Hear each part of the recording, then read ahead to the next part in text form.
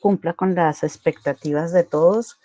Este es un tema que reviste bastante importancia porque Colombia realmente es pionero en el procesamiento del cannabis medicinal. Y pues Colombia este año, a partir de este año, ya tiene un primer producto que tiene registro INVIMA para el uso en epilepsia. Existía el registro INVIMA con otras indicaciones y con indicaciones más de adultos, pero este ya es el primer registro de INVIMA con indicación para tratamiento en niños. Por eso digamos que es importante y obviamente la llegada de todo este conocimiento del cannabis medicinal ha generado una gran expectativa entre los papás de los niños que tienen diferentes condiciones neurológicas y por eso es importante reconocer que sí sabemos hasta dónde sabemos y a dónde vamos a llegar en este momento con lo que tenemos. Entonces voy a empezar a compartirles la presentación para que empecemos a conversar un poquito más sobre el cannabis en la parte de neuropediatría. Entonces, ¿qué vamos a hablar hoy? Vamos a hablar de unas generalidades. Es importante entender cuáles son las particularidades del cannabis cuando lo vamos a utilizar con fines medicinales, ¿cierto? Reconocer la legislación en Colombia, que como les digo, Colombia es un pionero en esta parte de legislación y eso es una ventaja para nosotros. Y vamos a hablar de los usos en neuropediatría centrados principalmente con dos indicaciones. La que en este momento más tiene evidencia desde el punto de vista científico, que es epilepsia, pero también vamos a tocar de forma rápida las indicaciones o la evidencia que existe en este momento alrededor de su uso en autismo, que también tiene un gran interés para la comunidad. Entonces vamos a empezar. La verdad es que el cannabis medicinal se usa desde la China antigua. Los sumerios y los egipcios ya le reconocían sus utilidades, tanto en convulsiones, curiosamente la usaban en convulsiones de niños, como moduladores del comportamiento. Entonces ellos ya tenían claro que el cannabis tenía ese uso, sin embargo los que la pusieron, digamos que en un listado de medicamentos más, fueron los árabes. Ellos tenían como su vademecum de medicamentos y entre esos estaba como uno de los principales agentes el cannabis.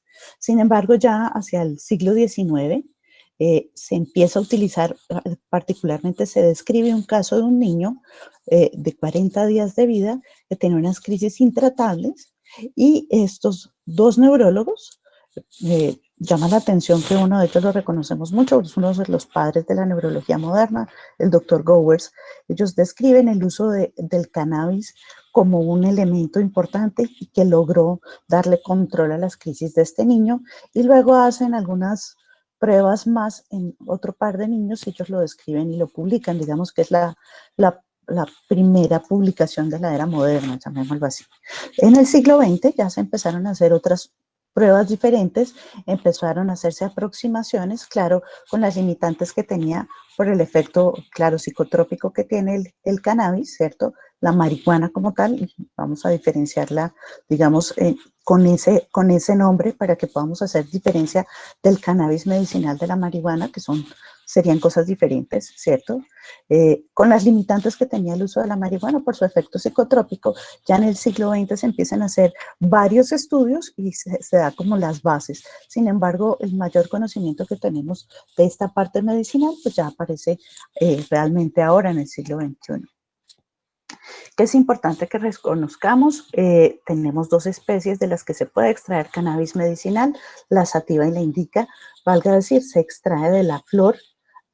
Entre los mitos que hay de la gente piensa que entonces siembra una matica de marihuana en la casa, saca la hojita y hace un tecito y ahí ya tiene cannabis medicinal. Entonces, arranquemos diciendo que el cannabis medicinal se extrae de la flor de estas dos especies, pero particularmente de la especie sativa, es la que nosotros tenemos en Colombia y es la que más tiene publicaciones, digamos que es la que más se reconoce. De estas plantas se pueden extraer hasta 9 diferentes tipos de fitocannabinoides, ¿cierto? Los más reconocidos son el THC, tetrahidrocannabidiol, el cannabidivarin, el cannabidol y el cannabidiol. Estos dos, el primero y el último, son los más importantes. Todos tienen efectos moduladores en sistema nervioso central, solamente que sus efectos pueden ser diferentes y digamos que otros metabolitos como estos dos, tienen un efecto de tolerancia. Eso quiere decir que rápidamente el cuerpo genera un efecto de tolerancia y ya no hace efecto como lo estamos esperando digamos, el producto farmacéutico. Por lo tanto, se prefiere que estos metabolitos no estén en la presentación que se use con fines medicinales. El THC, tetrahidrocannabidiol, pues tiene un efecto más psicotrópico, ya lo vamos a ver cuando hablemos ahorita de la legislación, es el que se considera un agente de estupefaciente, digamos, es el que hace que el cannabis sea un estupefaciente. Los primeros estudios, los estudios in vitro, mostraban que con determinadas dosis puede ser anticonvulsivante y puede ser un buen modulador de la actividad neuronal, pero lo que se ha visto es que él puede tener el efecto contrario y en los estudios clínicos se ha encontrado que puede tener ese efecto contrario. Si bien en la parte, digamos, de investigación básica se encontró que podía ser anticonvulsivante, hoy en día se le reconoce como que puede tener efectos proconvulsivantes y excitadores del sistema nervioso. Por lo tanto, este es, digamos que es el que da la pauta para hablar nosotros de una presentación farmacéutica con contenido de estupefaciente. El CBD, el cannabidiol, en cambio nosotros ya reconocemos, no tiene un efecto psicotrópico, no tiene un efecto de dependencia. Sí sabemos que disminuye la excitabilidad neuronal, ya vamos a mirar un poco cómo funciona el cannabidiol en el sistema nervioso. Tiene una modulación de la serotonina, eso podría explicar por qué sirve para alguna modulación del comportamiento e incluso se le reconocen funciones de inmunomodulación.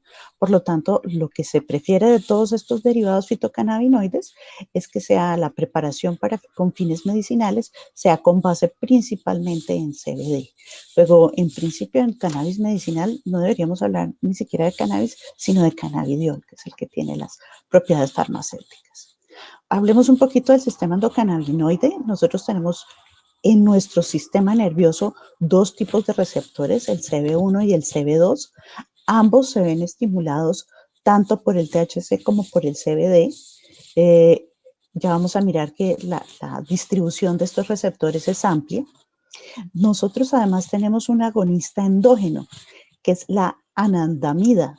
Anandamida es una sustancia endógena que nosotros producimos y que activa ambos receptores cannabinoides. Ella es un análogo del sistema de endorfinas.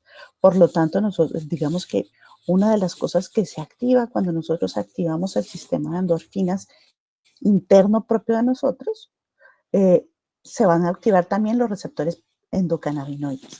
O sea, nosotros tenemos un sistema en el cerebro y en el sistema nervioso en general, que ya vamos a ver que tiene una distribución amplia para, digamos, para activarse esta actividad tanto neuronal como astrocitaria con sustancias que sean análogas de los cannabinoides.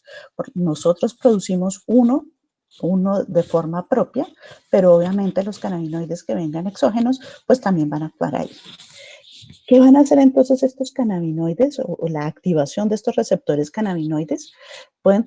Inician con una activación presináptica en donde van a disminuir la producción de glutamato como neurotransmisor excitatorio, también la noradrenalina, la dopamina y la acetilcolina.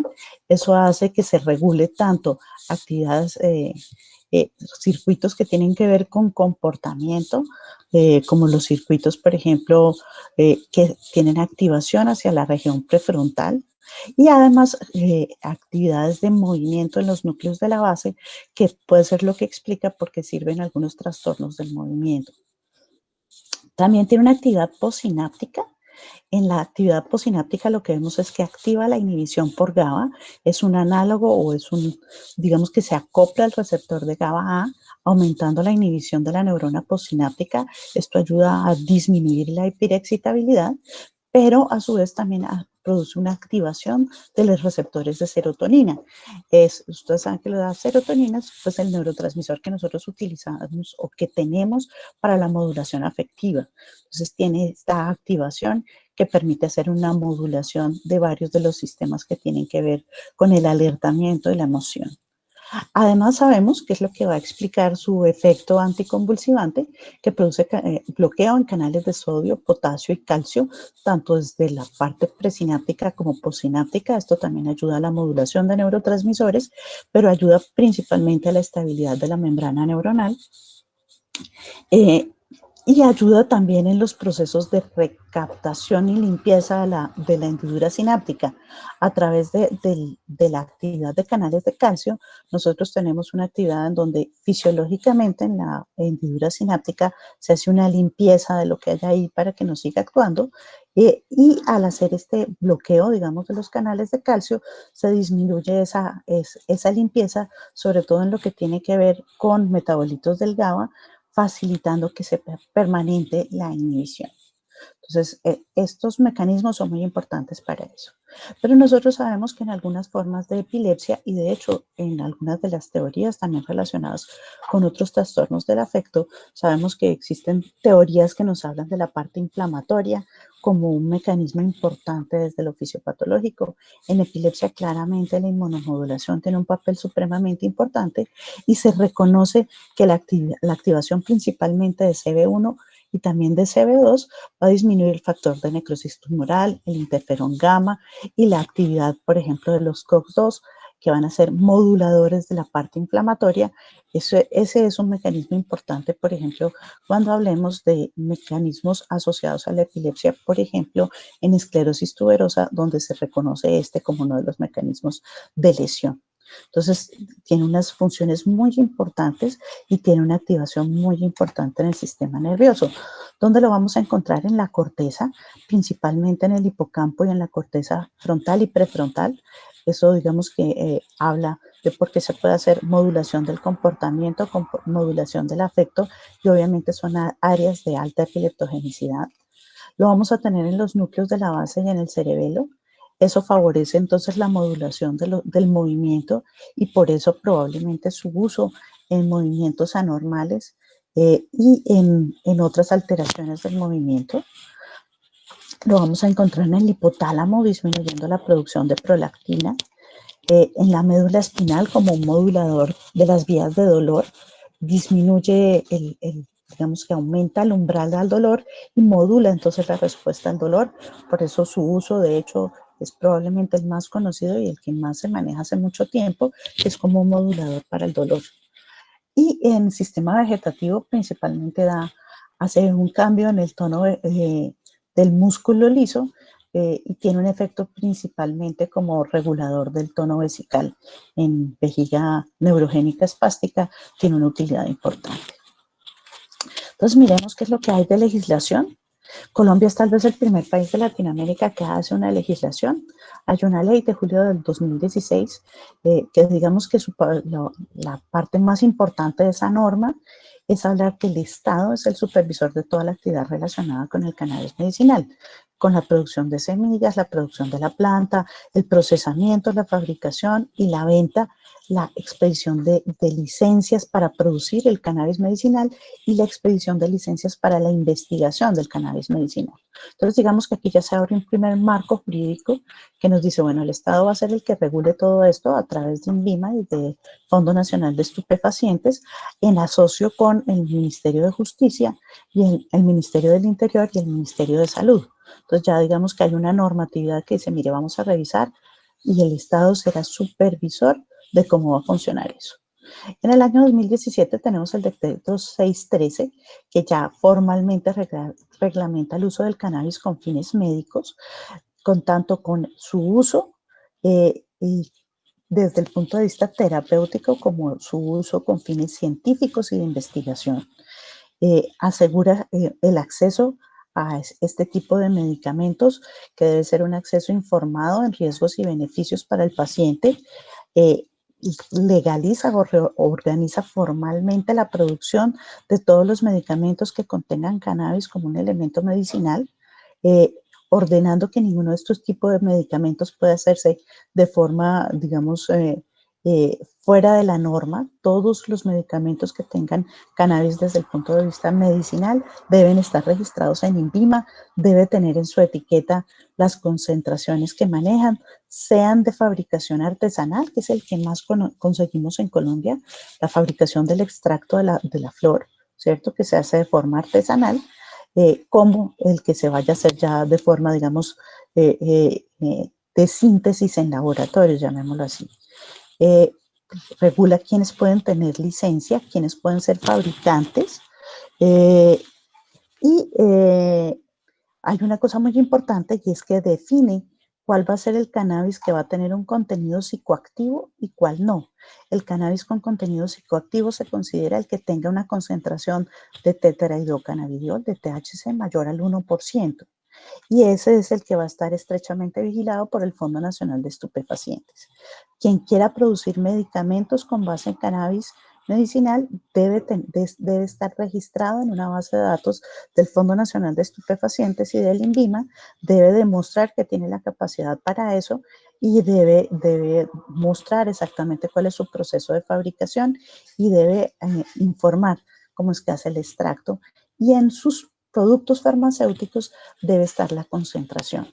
Una dificultad que tenemos con la producción artesanal, llamémoslo así, es que digamos que el extracto, cuando se hace el extracto del cannabis de forma artesanal, no hay una certeza de cómo lo voy a extraer y cuál va a ser la proporción.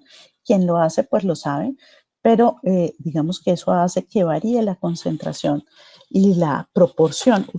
Si uno mira los frascos de cannabis artesanal, le van a decir a uno en qué proporción está la cantidad de THC con la de CBD. Es usual que salgan ambos metabolitos y las proporciones van a ser diferentes en la fabricación de, digamos, de extracto a extracto, las concentraciones van a ser diferentes. Eso hace que, digamos, que su uso no pueda ser estandarizado, que la regulación de las dosis, ¿cierto? Y que uno tenga la certeza de cómo se está haciendo una administración formal del medicamento no sea tan precisa. La mayoría de estos extractos artesanales tienen una concentración que supera el 1% de THC, lo que lo hace pues un medicamento psicoactivo con los efectos que eso puede tener. Eh, Muchos de ellos han logrado disminuir esa concentración de THC, pero igual, digamos que en proporción, tiene una concentración suficiente de THC, que como ya vimos y vamos a seguir viendo, pues tiene un efecto que digamos que es contrario a lo que buscamos en el cannabis medicinal. Hacia 2018, tanto la FDA como la EMA en Europa dan una aprobación inicial para epilepsia. En la EMA inicialmente lo aprueba como un tratamiento por compasión en epilepsias de muy difícil manejo, pero después FDA con la evidencia que ya les voy a mostrar, define que realmente tiene un uso importante en epilepsia refractaria y lo autoriza como tratamiento para la epilepsia refractaria. Y como les decía, este año ya tenemos el primer medicamento de fabricación en laboratorio que está hecho con una concentración del 98% de CBD, menos del 1%, alrededor del 1% de THC. Luego es un medicamento no psicoactivo, ¿sí? Con una muy fabricación que nos permite comprender cuáles son las concentraciones y regular la dosificación. En Europa y Estados Unidos, desde más o menos el año 2015, se cuenta con un medicamento similar, que ya lo van a ver ahorita cuando les presente la evidencia de los estudios, que es el que más se utilizaba en la parte de investigación y el que más se utiliza, digamos, que en la parte clínica. ¿Por qué? Porque es principalmente CBD y casi no tiene concentración de THC. Entonces, digamos que eso lo hace un medicamento seguro con los fines terapéuticos. ¿En qué se puede utilizar entonces el cannabis? Como les digo, la evidencia más fuerte está alrededor de epilepsia, la evidencia es buena, ya la vamos a ver. ¿Hay alguna evidencia alrededor de sus usos en autismo? Ese también lo vamos a discutir. En algunos síndromes de movimientos anormales como el síndrome de Tourette, pues ya veíamos que tiene un efecto sobre los núcleos de la base, es esperable que movimientos anormales tengan una utilidad. En ansiedad ya están unas primeras descripciones, realmente la mayoría de estas descripciones se hacen en adultos, hay poquitas descripciones en niños, pero en adultos como modulador del afecto, pues si tiene un aumento del tono serotoninérgico, es esperable que produzca este efecto, insistiendo en que quien tiene este efecto es el CBD. Y En espasticidad también se ha visto, y como lo veíamos, su acción tanto en núcleos de la base, en cerebelo como en médula, pues nos facilitan que se haga una modulación del tono muscular y pueda ser utilizado, digamos que podría ser prometedor. No existen muchos estudios, pero puede ser prometedor en el uso de la espasticidad. Entonces, digamos que en niños podríamos tener estos usos, no todos muy bien estudiados. Como les decía, la mayor evidencia pues está en epilepsia. Estos son una condensación de diferentes estudios. Lo podemos mirar, por ejemplo, por tipo de crisis o por causa de la epilepsia. En epilepsias focales, por ejemplo, tiene una disminución que tiene un rango muy amplio, hasta el 64%, casi 41%, 50%, ¿cierto? Con diferentes causas, síndromes neurocutáneos como el Sturge-Weber, mutaciones de canal de potasio, que es una de las causas de epilepsia refractaria en lactantes digamos, más grave, y de más difícil manejo porque no hay medicamentos anticonvulsivantes, digamos que tradicionales, que tengan una modulación del canal de potasio. En eso se hace promisorio.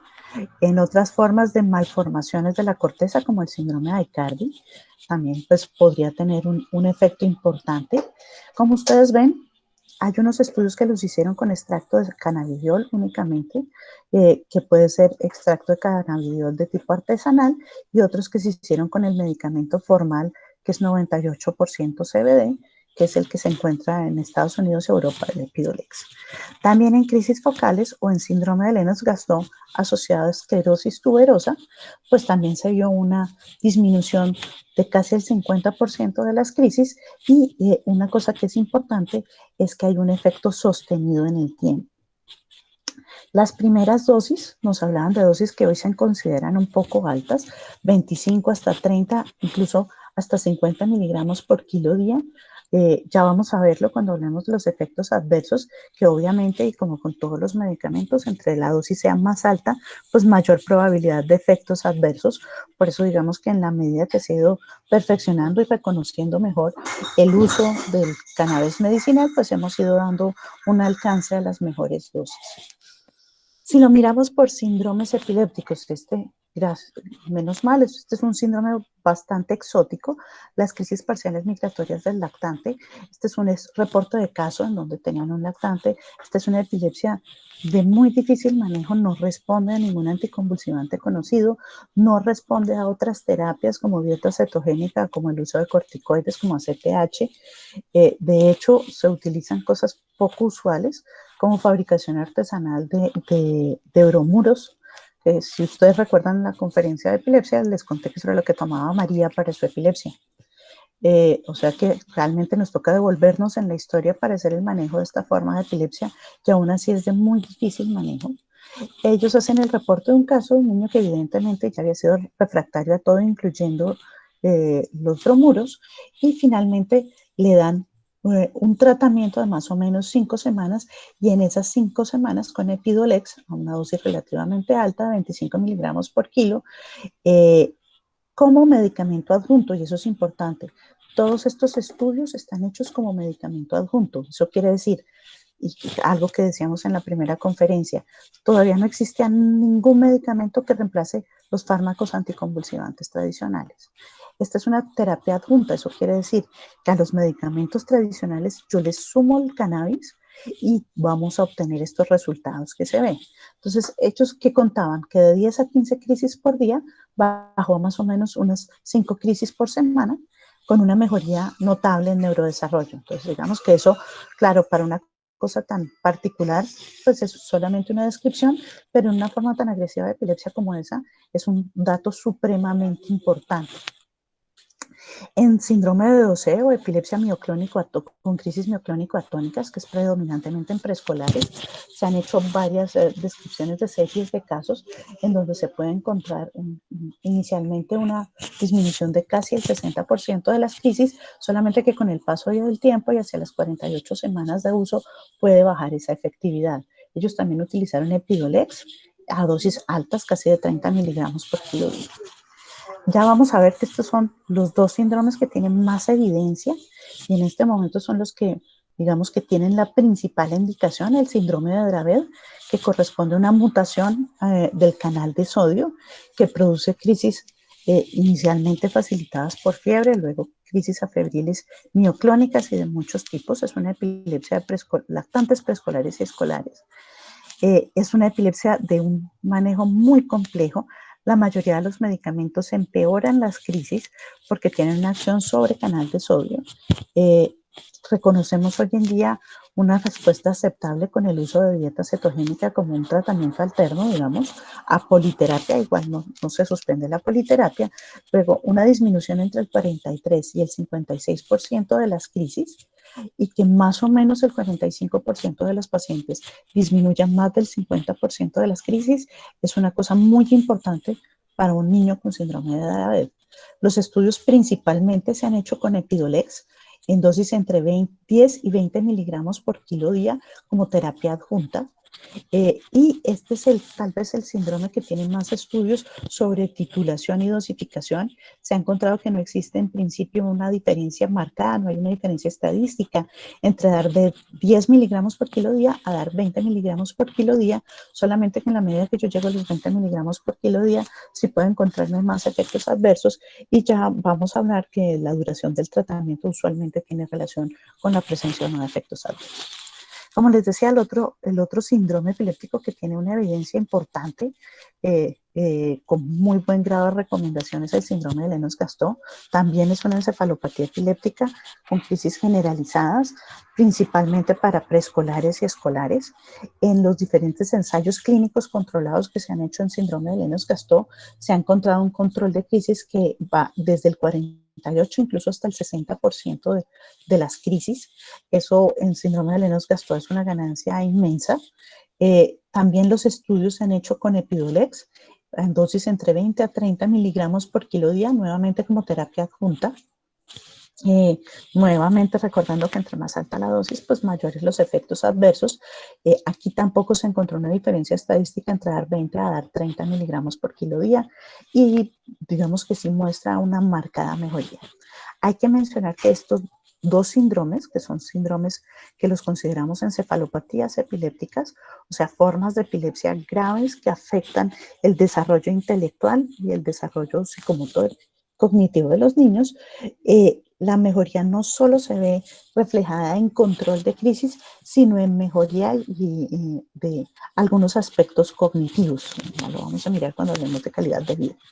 Y hay un estudio publicado este año en síndrome de West, que es una forma de epilepsia grave del lactante, en donde estos eran niños que habían sido refractarios a las terapias convencionales. El síndrome de West ya tiene, digamos que unos tratamientos definidos, como son el vigabatrin y el ACTH que, valga decir, en Colombia no contamos con él hace como año y medio.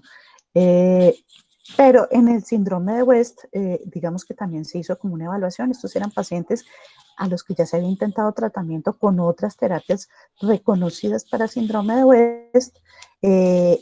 Y pues la verdad aquí sí la respuesta fue muy flojita. Se hizo un estudio con 16 pacientes, de los que finalmente fue administrado el CBD solo a 9 y solo uno de esos 9 pacientes tuvo una mejoría. 6 de ellos no tuvieron ningún cambio, ninguno. Y una cosa que es importante en encefalopatías epilépticas como el síndrome de West es que no solo hay que mejorar las crisis, sino el patrón electroencefalográfico, y ninguno de estos pacientes tuvo cambios en el patrón de ipsarritmia. Se utilizó extracto de CBD a 20 miligramos por kilo día, pero digamos que esto es una de las cosas que nos dice que no todos los tratamientos son para todas las personas, que tener epilepsia y que sea de difícil control no asegura que una terapia como esta, que ha mostrado evidentemente beneficios, le va a servir a todas las epilepsias, y esta es una de las cosas que nos lo demuestra. Probablemente nos vamos a orientar más a síndromes como Dravet y Lennox-Gastaut. En epilepsias focales puede tener un beneficio, ya lo vamos a ver en una revisión sistemática de la literatura que se hizo, pero por ejemplo, esta ya es una evidencia que en síndrome de West de pronto no es una terapia que queramos explorar mucho. Como les decía, hasta esta revisión sistemática de la literatura hecha para epilepsia en niños particularmente. Se hizo pues una búsqueda, se hicieron exclusiones, se excluyeron pues los que no hablaban ni de niños ni de cannabis, ni que fueran estudios primarios, que tuvieran menos de 5 participantes, y finalmente pues se incluyeron 92 estudios, 91 que al final pues terminaron limitados a 4 ensayos clínicos controlados, 17 ensayos clínicos no controlados y estudios en literatura gris. Ustedes saben, presentaciones en póster, descripciones, hechas como cartas al editor, etcétera. Eso es lo que consideramos literatura gris. Lo que ellos encontraron en la evaluación de esos estudios fue que se utilizaron dosis que iban en rangos de 4 hasta 20 miligramos por kilo día. Los estudios alcanzaban hasta 14 semanas de evaluación de los pacientes con el uso de CBD, que podía ser CBD exclusivo, como el Epidolex, ¿cierto? O extracto de CBD y THC de fabricación artesanal. Tenemos un problema con la mayoría de los estudios, es que sobre todo los que utilizan el medicamento con extracto artesanal no son muy claros en encontrarnos las concentraciones. Eso hace que sea difícil la aplicabilidad de esos estudios, porque entonces nosotros no sabemos como con qué concentración vamos a obtener los resultados que ellos obtienen. Pero digamos que los estudios que ellos revisaron tenían tanto el Epidolex característico, el CBD al 98%, como extractos artesanales que equilibran CBD con THC. ¿Qué encontraron ellos? Cero crisis en el 5% de los pacientes con Dravet. Eso parece una cosa menor, pero en un niño con síndrome de Dravet, vale decir, en Colombia es un síndrome poco común. No es que no tengamos pacientes, pero no es una cosa que, digamos, sea común para la consulta aún en la consulta de epileptología. Pero en estas formas tan graves de epilepsia, pues un 5% de pacientes sin crisis es un verdadero logro. Y en las demás formas de epilepsia, esto incluye lennox-gastaut y epilepsias focales, podía ir en un rango de libertad total de crisis de 1 hasta el 20% de los pacientes. En cuanto a tipos de crisis, la que mejor responde son las crisis tónico-clónico generalizadas, pero también hay una buena respuesta en crisis mioclónicas. El control por tipos de crisis puede ir en los estudios entre el 30 incluso hasta el 90% de las crisis.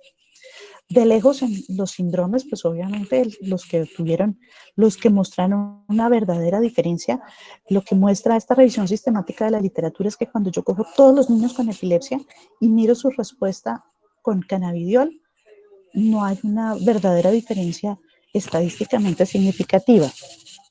Sin embargo, cuando yo separo los pacientes y hago una diferenciación específica con el síndrome de Lennox-Gastaut y con el síndrome de Dravet, las diferencias sí son claramente significativas. El 37% de los pacientes alcanzaron un control de crisis superior al 50% en Lennox-Gastaut, y en Dravet pues ya veíamos que más o menos un 40% de los pacientes alcanzan ese mismo porcentaje de control de crisis. Luego eso primero es significativo estadísticamente, nos muestra que es real la variación y la mejoría en control de crisis, y realmente, aunque a uno le parezca que son unos números muy pobres, para esas formas de epilepsia tan agresivas son realmente un avance.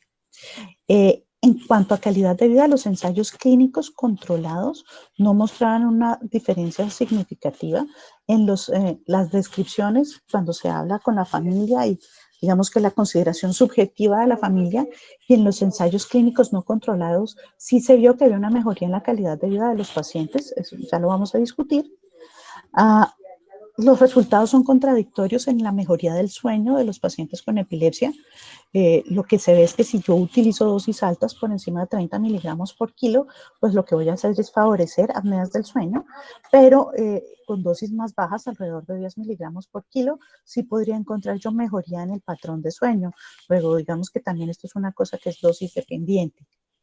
Si bien no hay un dato estadístico significativo que diga que el CBD tiene una relación con muerte en los pacientes que lo utilizan, digamos que en esta revisión sistemática de la literatura se encontraron 2 pacientes que murieron y recibían el CBD, y los pacientes control, ninguno murió. Entonces, no es posible adjudicar la muerte al uso del cannabidiol. porque además pues son pacientes con grandes complicaciones y con grandes compromisos, ¿sí? No se pudo hacer una asociación fuerte alrededor del uso del cannabidiol, pero sí llama la atención que en los controles pues no hubo ningún paciente que falleciera.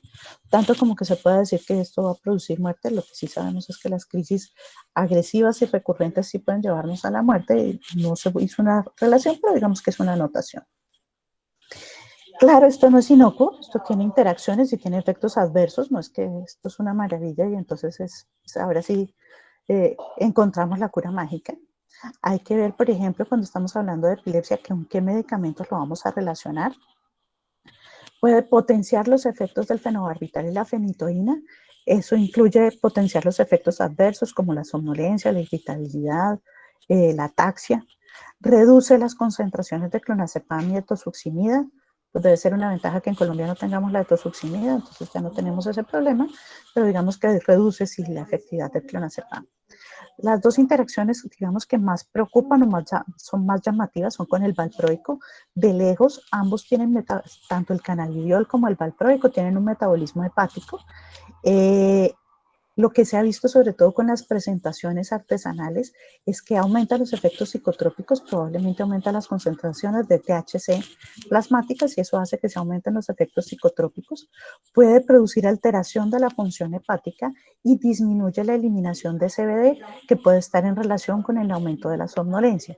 Entonces, digamos que la mayoría de estos pacientes, y si estamos hablando de esos dos síndromes particulares, Dravet de Lennox-Gastaut, donde el ácido valproico probablemente es el eje central del tratamiento, digamos que hay que ser muy cuidadoso en esa asociación por los efectos que hay sobre función hepática y sobre los, digamos, la presencia o la acentuación de efectos adversos relacionados con el cannabis. Con el clobazam, sabemos que comparten el citocromo en donde se hace el metabolismo de ambos, clobazam y CBD. Por lo tanto, el uso combinado del CBD con clobazam aumenta los niveles del clobazam en sangre y de su metabolito activo. Eso inmediatamente pues, nos lleva a tener un aumento como reconoceríamos porque es una benzodiazepina. Su efecto adverso más importante es la somnolencia y se va a acentuar marcadamente.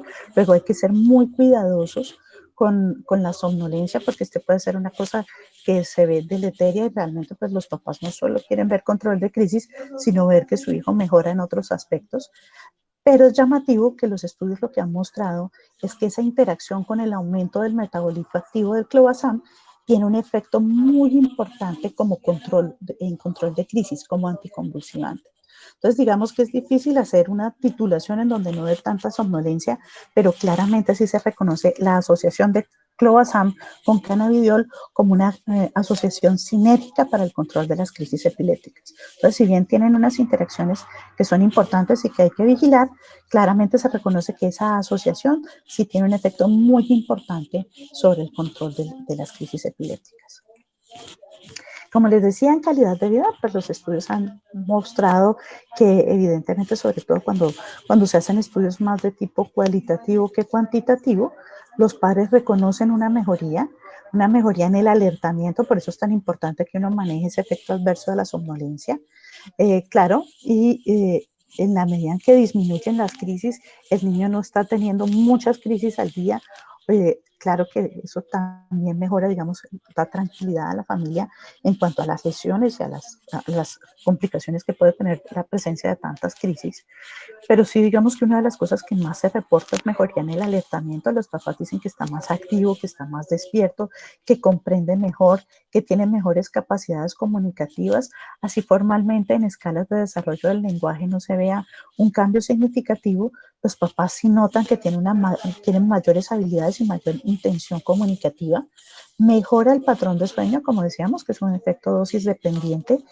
Probablemente cuando estamos hablando de epilepsia, la mejoría en neurodesarrollo y en el desarrollo motor va de la mano con el control de crisis. En síndromes como el síndrome de Dravet, nosotros sabemos que la disminución de las crisis va relacionada con una mejoría en las pérdidas motoras que hay en ese síndrome. Entonces, probablemente digamos que esta parte de mejoría en neurodesarrollo y desarrollo motor va muy de la mano con la disminución de las crisis. El Epidolex en Estados Unidos y en Europa tiene un costo muy alto. Tan es así que en Colombia digamos que ha sido difícil traerlo, obvio es un medicamento que no se produce en Colombia, el Epidolex, que como les decía en la parte de legislación, a partir de febrero de este año tenemos un medicamento que es equivalente al Epidolex, con un costo en Colombia que va a ser mucho más amable de lo que es el Epidolex. El Epidolex puede tener un costo a pesos colombianos, un solo frasco de 60 mililitros puede tener un costo aproximado entre millón y medio de pesos. La presentación en Colombia va a estar claramente muy por debajo de eso va a ser una ventaja, pero pues cuando se habla de calidad de vida y se le preguntaba a los papás, digamos, qué hacía que se limitara el uso del cannabidiol, claro, la primera respuesta era el costo realmente es muy alto en Estados Unidos. Y la otra cosa que hacía que los papás prefirieran suspender o disminuir o hacer un uso durante cortos periodos de tiempo del cannabidiol eran los efectos adversos principalmente relacionados con la somnolencia. Sin embargo, vamos a ver que hay muchos efectos adversos, hay aumento de las transaminasas, debe hacerse una vigilancia de las transaminasas mientras el niño recibe cannabidiol. El aumento excesivo de las transaminasas es una indicación para suspender el cannabidiol. Diarrea, náuseas y vómitos, disminución, aumento del apetito. Este es un efecto que no se ha encontrado ni una dosis ni una cosa relacionada, sino que algunos pacientes tienen un aumento del apetito y otros lo disminuyen. Desde los efectos neurológicos, pues está, aunque es un modulador del afecto, podemos encontrar irritabilidad, mayor ansiedad, cambios en el patrón de sueño como insomnio o excesiva somnolencia, que ya lo habíamos dicho, y se puede encontrar sensación de fatigabilidad, aumento o pérdida de peso que sean marcados, e incluso se describe la pirexia, aumento de la temperatura como efectos relacionados con el uso del cannabidiol, luego, que sea de un origen natural, porque viene como un extracto de una planta, no lo hace un medicamento inocuo, tiene efectos adversos y debe ser vigilado. Se requieren laboratorios periódicos para vigilar su toxicidad y se requiere un seguimiento periódico por el médico que tenga conocimiento en el uso de cannabidiol para que se haga realmente un buen manejo de ese medicamento. Funciona como un medicamento. Que su origen sea natural no quiere decir que no tiene las mismas precauciones y las mismas posibles complicaciones que un medicamento de síntesis química. Y finalmente, pues vamos a mirar la evidencia que hay, no es mucha nuestra evidencia en autismo. ¿Para qué se pondría cannabis en autismo? Digamos que es importante que reconozcamos que en los síntomas propios del autismo, como la limitación en la interacción y la comunicación o las alteraciones en la parte de percepción sensorial, eh, no se ha encontrado un tratamiento específico, no reconocemos un fármaco o una terapia que haga cambio en eso.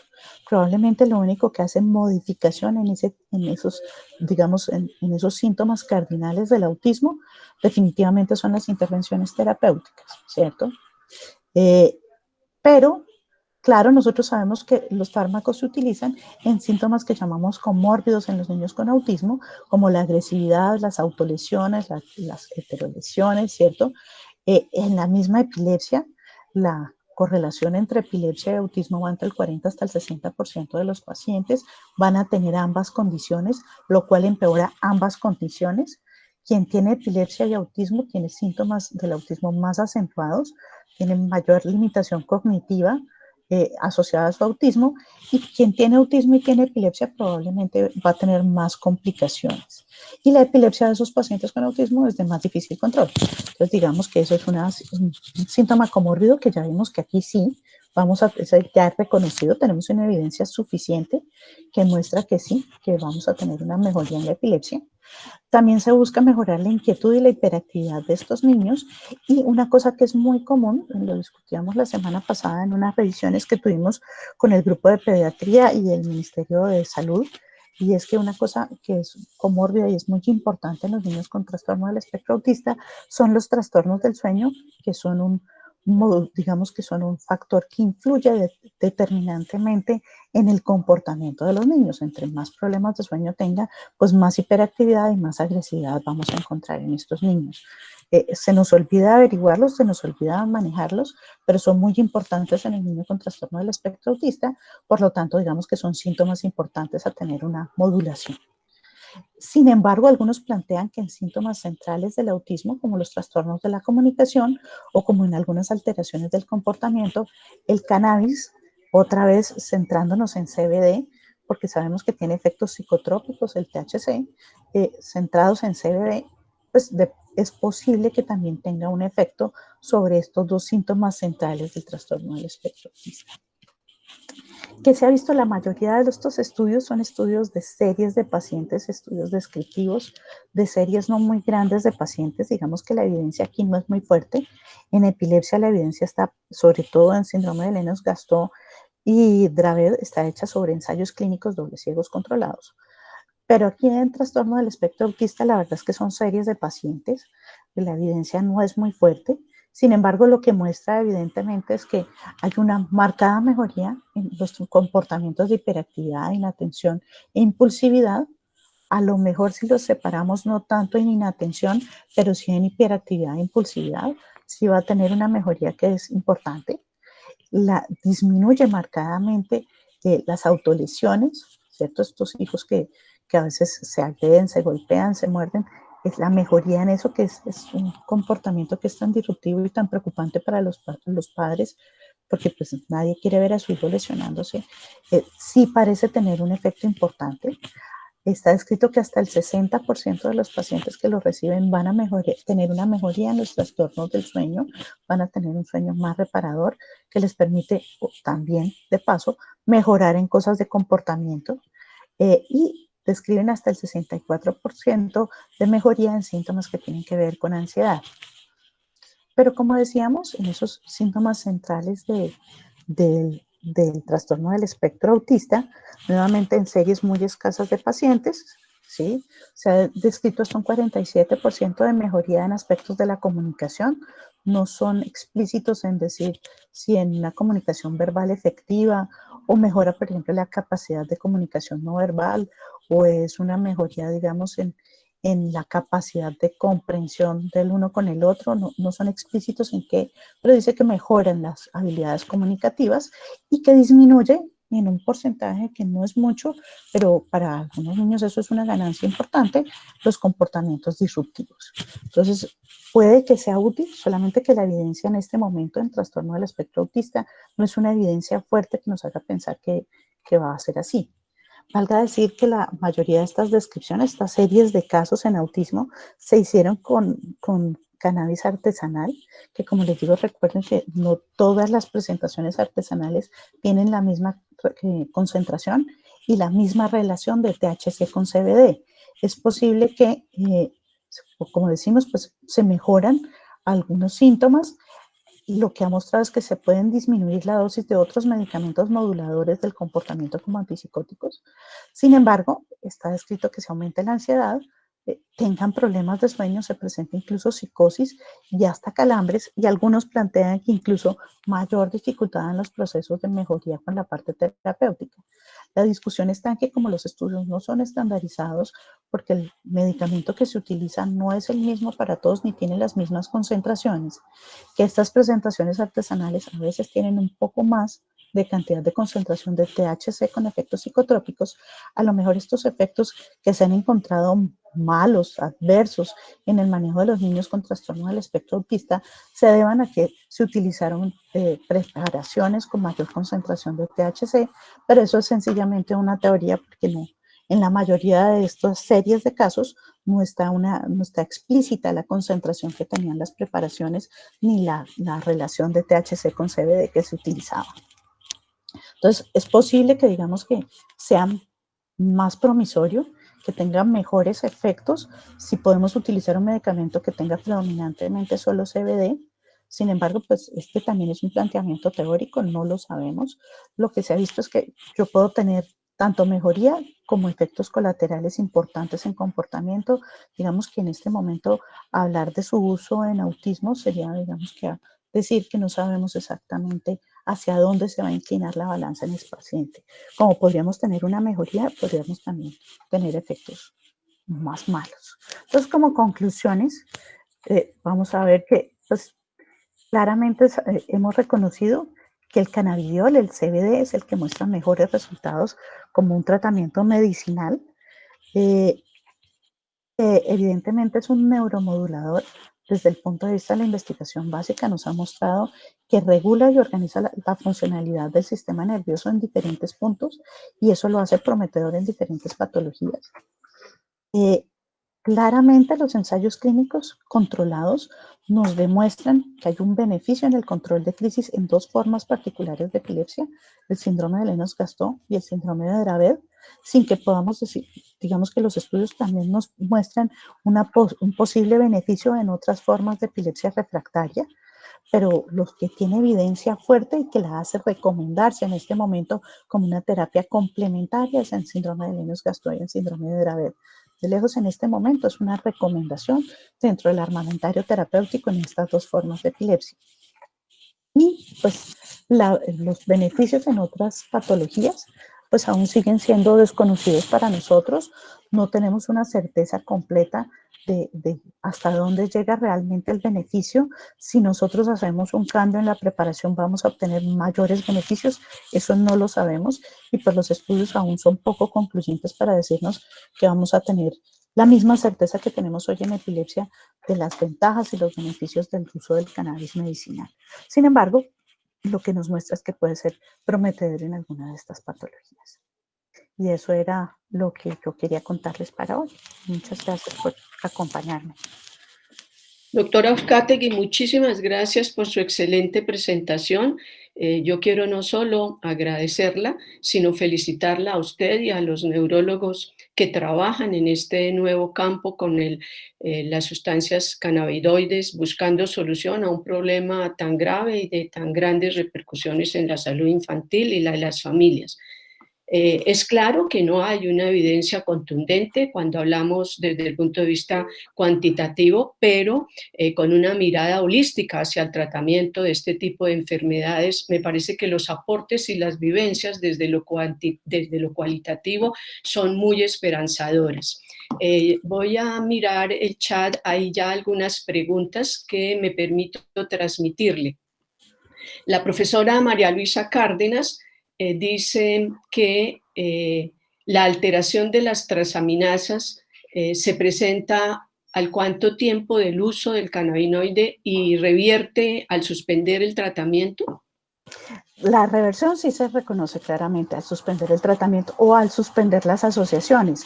Es más probable que haya un aumento de las transaminasas si se utiliza concomitantemente con el valproico. Entonces aquí habría que elegir yo con cuál de los dos me quiero quedar y cuál sería más beneficioso para el paciente. La suspensión de alguno de los dos mejora el aumento de las transaminasas. Un tiempo exacto del aumento de las transaminasas no está descrito, por eso lo que se sugiere es que se hagan seguimientos periódicos, inicialmente cada 3 meses, obvio, y el seguimiento clínico del paciente, pero por los primeros meses se recomienda incluso hasta un seguimiento de cada 3 meses y después más o menos cada 6 meses. No hay un tiempo específico para ese aumento de las transaminasas. Brian Medina Martín dice si se describió en los estudios qué batería o qué escala o qué herramienta se utilizó para la evaluación. ¿No sabrías escala para la medición de qué? En calidad de vida. En calidad de vida se utilizaron en los ensayos clínicos controlados el CULI. El CULI no tiene validación en español, pero fue lo que se utilizó. En muchos de esos estudios, eso incluye uno de los ensayos clínicos aleatorizados más importantes que se hizo en Dravet, se utilizó una escala subjetiva cualitativa. Se preguntó a los papás cómo notaban al niño y qué cambios ellos podían mostrar, y ahí fue en donde se encontraron diferencias. En autismo se utilizaron algunas escalas que son subjetivas sobre comportamiento, que fue en donde marcaron esos porcentajes que les mostré. Sonia Giraldo dice, ¿cómo es la interacción? O por favor ampliarme los efectos con el uso simultáneo con fenobarbital. Digamos que una interacción formal no está descrita, sin embargo es posible porque ambos, digamos que tienen un efecto sobre el metabolismo hepático que pueda producir una acentuación de la somnolencia. El fenobarbital también produce cambios de comportamiento y sobre eso no hay una descripción específica. Si se acentúan o no los cambios de comportamiento con el fenobarbital no está descrito. Podría aumentar sí la somnolencia. Bueno, yo no solo leo preguntas, sino comentarios, y Juan David Alberto Borges demanda un aplauso inmenso que supongo compartimos el resto de personas de la audiencia. La profesora Leonor Vera pregunta si alguna EPS en Colombia tienen incluidos estos medicamentos para epilepsia infantil. Bueno, valga decir que las EPS no se mandan solas, si el medicamento está, está. Este último medicamento que tiene un 98% de concentración de CBD, que es de fabricación en laboratorio, ya tiene registro de INVIMA. Eso lo hace, digamos, que entra dentro del armamentario farmacológico. ¿Cómo se formularía en Colombia? A través de la plataforma MIPRES. Como tiene formulación de INVIMA, solo se requiere, digamos, hacer la formulación y ya está incluida en la plataforma MIPRES. No es todavía del plan básico de atención, pero sí se puede formular por el sistema MIPRES. Daisy Angarita dice, excelente conferencia. Quisiera saber la relación de CBD, THC y cuáles son los laboratorios en Colombia autorizados para distribución, cuál es su presentación. En Colombia lo que más tenemos son las fabricaciones artesanales. Hay varias casas locales y extranjeras trabajando en Colombia en la fabricación del cannabis medicinal artesanal. Las concentraciones varían de fabricación a fabricación y de extracto a extracto. Entonces, casi que uno tendría que comprar la presentación. La presentación es un aceite, son unas gotas, ¿cierto? Uno tendría que comprar el frasco del aceite de cannabis y revisarle a ese frasco esa presentación en qué concentración viene para hacer la dosificación. Digamos que esa es la limitante que tiene el artesanal. No, en principio no es que sea malo, está funcionando y muchos pacientes ya lo están usando hace bastante tiempo. Pero tiene esa limitante, que uno no puede predecir la concentración, por lo tanto la dosificación cambia de presentación en presentación. Como les digo, hasta este año apareció una presentación ya de síntesis en laboratorio que tiene una concentración específica y ya ese ya se puede dosificar, digamos, de forma preestablecida como está en los estudios. Sí, hay una pregunta muy interesante por su carácter práctico. ¿Hay alguna recomendación en suministrar el medicamento con una predilección de horario, bien sea del día o de la noche? Se prefiere idealmente en la noche por el efecto adverso de somnolencia. Se puede dar una vez al día, pero se recomienda darlo por lo menos en dos dosis diarias. Luego, si la dosis es pequeña, uno podría limitarla a solamente una dosis nocturna, pero si ya la dosis no es tan bajita, sí sería preferible dividirla en dos o incluso hasta en tres dosis diarias. Oscar David Ruiz dice, ¿cómo se realiza la transición de un medicamento comercial a una fitoterapia? Me rajo. Ese tema para mí es desconocido. Sé que lo que regula la norma es precisamente ese manejo, digamos, de los fitoterapéuticos y medicamentos, digamos, de producción natural. Pero exactamente cómo se hace, yo sé que ellos deben tener una licencia y deben demostrar cómo hacen su proceso, deben estar certificados de buenas prácticas en INVIMA y finalmente eso termina en una presentación comercial que, como les digo, debe tener registro de INVIMA. No se autorizan presentaciones homeopáticas ni de venta en sitios no regulados. Si tiene una presentación, digamos en su presentación, tiene una concentración mayor de THC del 1%, debe ser bajo control de estupefacientes, como medicamentos de control como la morfina o el fenobarbital. Si tiene una concentración menor de eso, puede ser, digamos, comillas de venta libre, pero siempre en sitios, digamos, certificados para la venta. No sé, Oscar David Ruiz, si la respuesta fue satisfactoria o usted quisiera, al contrario, hacer o agregar un comentario, por favor, utilice su micrófono. Muy buenos días. Pues en realidad la respuesta o la pregunta va más guiada a cómo se maneja la transición, o sea, es decir, en concentración del manejo convencional o comercial y el manejo con fitocannabinoides, es decir, cómo se va dando la relación de aumento de CBD y disminución de los fármacos comerciales o convencionales. Tengo otras dos preguntitas, no sé si una de estas puedo realizar. Eh, Bueno, en la relación, tengo entendido que la relación THC y CBD, cuando son uno a uno, se disminuye o se anula el efecto psicotrópico del THC. Cuando tú hablas de que se considera un psicoactivo cuando tiene el 1% de THC, ¿se toma en cuenta esta relación uno a uno? O sea, Digamos, Digamos que hizo la relación uno a uno que se da en THC-CBD. digamos que como yo supongo que eso está contemplado, la norma lo que dice es puntualmente así: si la concentración es superior al 1%, se considera un medicamento psicotrópico. Las concentraciones varían en las presentaciones, digamos, artesanales. No hay una concentración específica. O sea, si se logra hacer un producto que tenga 1 a 1, pues va a tener una mejor respuesta, pero usted puede encontrar en el mercado presentaciones que van, por ejemplo, de 1 a 0.8 o de 2 a 0.5 entre THC y CBD. Las concentraciones varían en las producción. Entonces, digamos que esa forma como se puede regular la concentración, yo no la tengo tan clara, pero debe ser una cosa dificultosa desde que no todas las presentaciones son homogéneas. La presentación comercial, que hace una síntesis en laboratorio del CBD, digamos que es la única que lo ha podido regular. Por eso, digamos que en la mayoría de estudios se utilizó medicamento de síntesis en laboratorio, que es el Epidiolex en Estados Unidos, y es el que acaba de salir en Colombia. En Colombia realmente no contábamos con esto antes de marzo de este año. Entonces, pues hasta ahora vamos a empezar a conocer esta presentación comercial que sí regula la concentración, es un 98% CBD. Bueno, y la última preguntita sería la de, porque cuando hablas de que los síndromes de West y de Dravet, cuando los dividen en el artículo, sí tienen una significancia estadística, bueno, o estadística, no recuerdo si dijiste estadística o clínica, Sí, pero porque al separarlos sí ambas. tienen más significancia en cuanto al manejo con CBD. Probablemente porque por las condiciones propias de estos síndromes debo hacerle la claridad que en el síndrome de West no sirvió. Eso es importante porque pues, son formas diferentes de epilepsia, en donde la evidencia es fuerte en el síndrome de Lennox-Gastaut y síndrome de Dravet.